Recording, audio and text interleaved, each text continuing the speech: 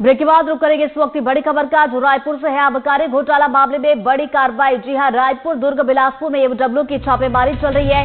कई बड़े शराब कारोबारियों के ठिकानों पर दबिश दी गई है। रायपुर के देवनगरी में अवधेश यादव के घर पर टीम पहुंची है। रायपुर में 3 से 4 जगह, तो वहीं प्रदेश भर में 10 जगह पर रेड की गई है।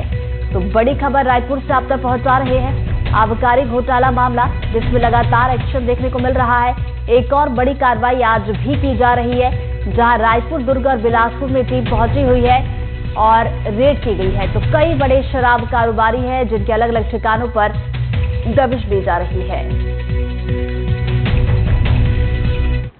जांजगीर चांपा से खबर, जो आबकारी घोटाले में छापेमारी जारी है। जयचंद कोसले के घर पर ईओडब्ल्यू ने कार्रवाई की है। ईओडब्ल्यू की 12 सदस्यीय टीम इस वक्त छापेमारी कर रही है। अकलतरा नगर पालिका के अंबेडकर नगर में रेड पड़ी है। तो जांजगीर चांपा से खबर आप तक पहुंचा रहे हैं। आबकारी घोटाले में अलग अलग जगह पर ईओडब्ल्यू की टीम पहुंची है, कार्रवाई की जा रही है। और जांजगीर चांपा की अगर बात की जाए तो जयचंद कोसले के घर पर ईओडब्ल्यू छापेमार कार्रवाई इस वक्त कर रही है। 12 सदस्यीय टीम है जो इस वक्त उनके ठिकाने पर पहुंची है। अकलतरा नगर पालिका के अंबेडकर नगर में रेड है। और चलिए ज्यादा जानकारी के साथ हमारे 2 सहयोगी इस वक्त हमारे साथ जुड़ गए।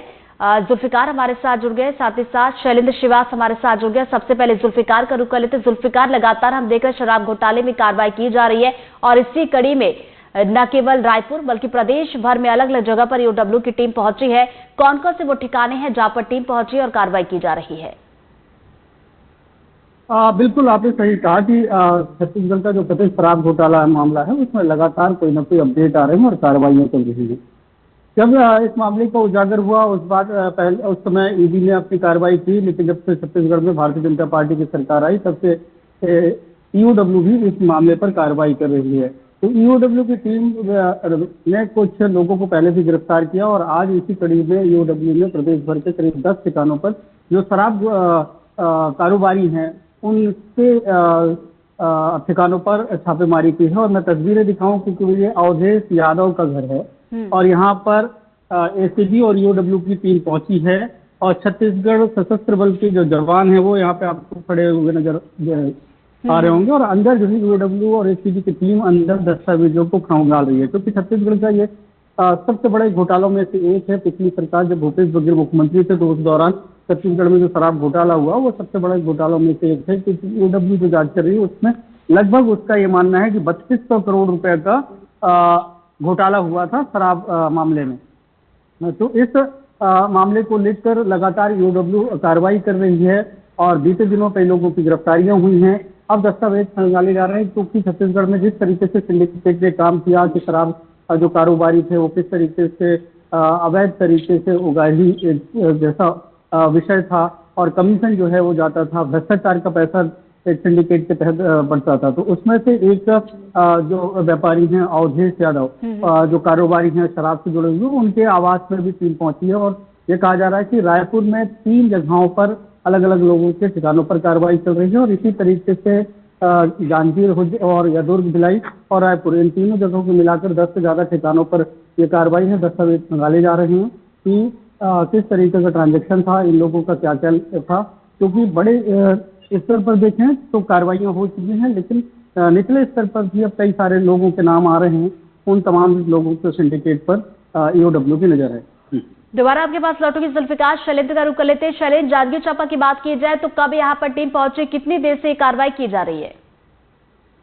रितु, बताना चाहूंगा कि ये जो टीम पहुंची है सुबह 5 से 5:30 बजे के बीच पहुंची है और 12 सदस्यीय टीम है। अजित सिंह ये जो है वो इनका नेतृत्व कर रहे हैं, डीएसपी रैंक के जो अधिकारी हैं।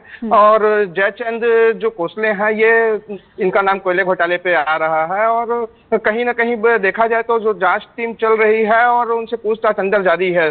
जी रितु, और कौन कौन से ठिकाने, जैसा कि आपने बताया जयचंद कोसले के अब घर पर अभी 12 सदस्य टीम पहुंचे जो कार्रवाई कर रही है, क्या इस बारे में कोई जानकारी मिल पा रही है कि उनके और भी अलग अलग ठिकाने जहां पर टीम जा सकती है?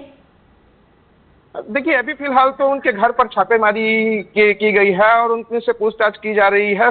संभावना जताई जा रही है कि और भी कुछ ठिकाने वहां पर रेड मारी जाए, लेकिन अभी फिलहाल तो एक ही जगह पे अभी छापेमारी चल रही है। रितु, दोबारा आपके पास लौटूंगी, जुल्फिकार का रुख करे थे। जुल्फिकार, जैसे कि आपने बताया कि अवधेश के घर पर इस वक्त टीम पहुंची हुई है, दस्तावेज खंगाले जा रहे हैं, क्या ये समझा जाए कि शाम होते तक कुछ गिरफ्तारियां भी हो सकती है?